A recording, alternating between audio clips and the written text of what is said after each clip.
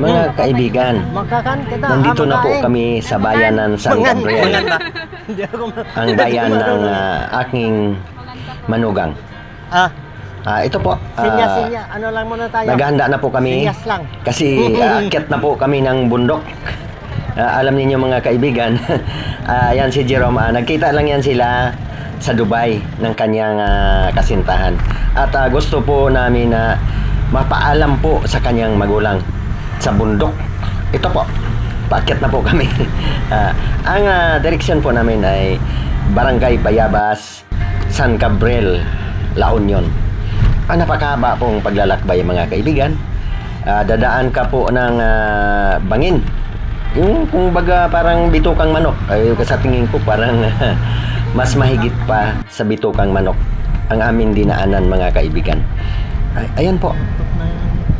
Nakakalula po sa kagandahan kasi yan, habang naglalakbay kayo sa bundok, may mga ilog din pong dadaanan. Napakaganda. Kaya po nawala din po ang aming pagod pag nakita namin yung kaya lang pag medyo umakyat ka ng talagang matarik. At saka alam mo dito mga kaibigan, napakalit ang kalsada. Kailangan magbubusina ka kung paliko kasi po mahirap po kung magkasalubungan kayo kasi maliit po ang kalsada. Ayan po. Ibig sabihin, Anong bundok? Yung ilalim dahil ng lupa, sa ganyan na yan, adobe. pag-ibig, hindi mo sabihin na kahit ilang bundok pa ayaw mo na. Dapat po magsikripisyo po ang magsing irog kung gusto talaga lumagay sa tahimik. Bigyan po natin ng halaga ang pinaghirapan po na kagaya niyan, aakyat ka ng ilang bundok, mga ilog tatawirin. Tinting na tutunaw sa ulan. Hindi po pwede na. Pagkatapos po ng mga ilang buwan lang maglalamig na po kayo sa inyong relasyon. Kailangan po magsikripisyo po. Ito po. Ano yan? Adobe. Napakaganda rin po ang mga dito.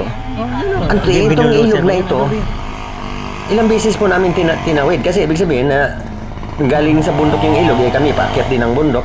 Ang kalsada kasi paikis-ikis din para makakyat ka. Kaya po yung ilog na yan, ito na. Ibig sabihin mga kaibigan, pagbaba namin doon sa sasakyan, maglalakad pa kami hanggang doon. Doon sa dulo na yun.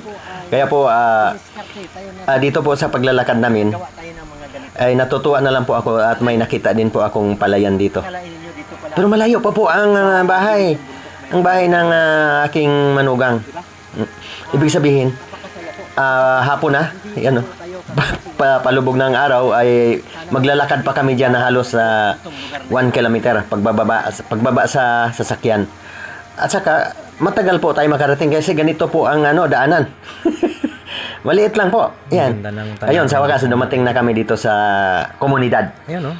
Pagkahaba ng lakaran, ito may mga bahayan na dito. Malapit na po. Dito na po mismo ang bahay ng aking manugang. Yun po ang kwento mga kaibigan.